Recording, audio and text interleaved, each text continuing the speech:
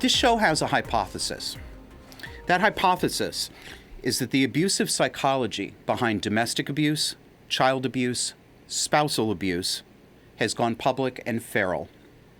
This is familiar to longtime show viewers, but new people tune in every week, and I want to invite you, if you're new, into the world of Disaffected so that you can understand why we talk about society the way we do. There's a name for this kind of psychology. It is cluster B. That refers to a cluster of what are called personality disorders. And personality disorders are a kind of mental illness, unlike the kinds of mental illness that probably come to your mind when you hear that phrase. They're not depression, even major clinical depression.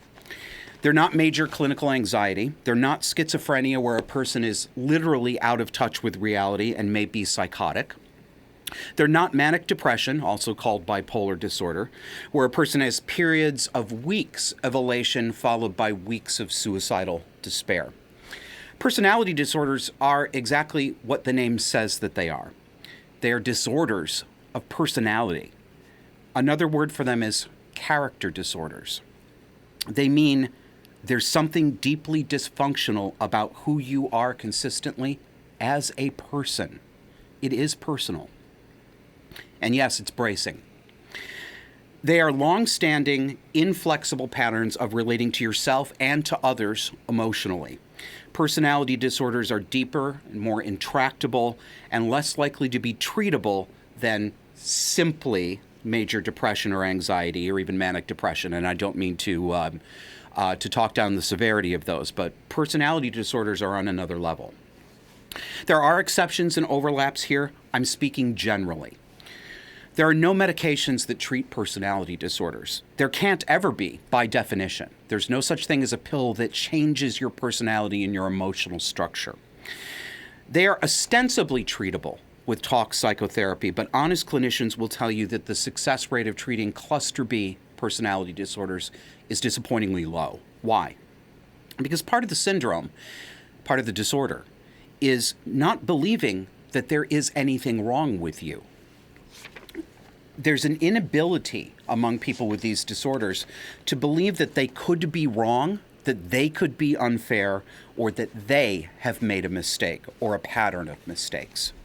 Cluster B personality disorders broadly and generally feature high levels of narcissism, self-pity, repeated destructive behavior toward the self and toward other people, pathological lying, melodramatic emotions and outbursts, tantrums that look literally like a 2 to 3 year old toddler tantrum.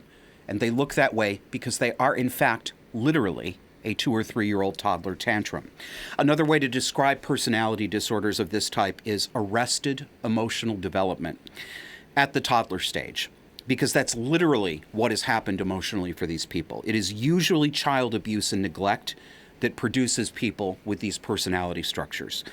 We here at Disaffected, and that's me and Kevin, the other half of the show who usually stays behind the scenes, we say that the same domestic abuse that we recognize from abusive homes has now become normal and mainstream in daily life.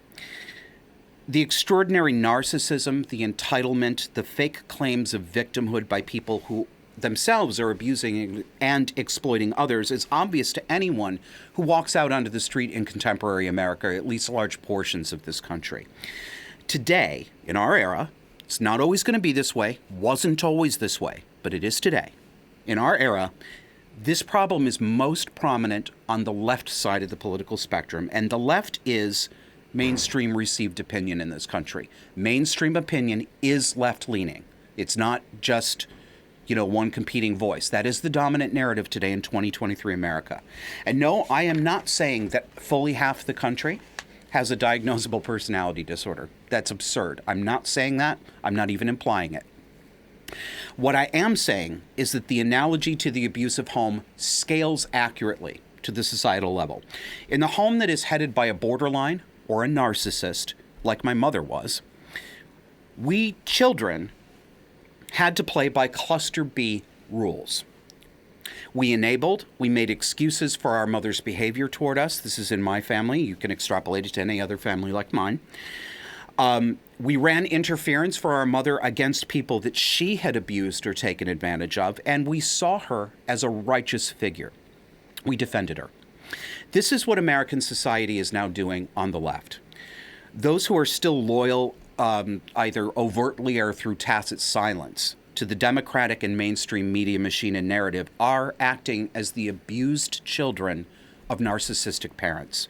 They have taken on many of their abusers' traits, and they see people who are actually victimized by the state in reality as the vile perpetrators. It's a reversal.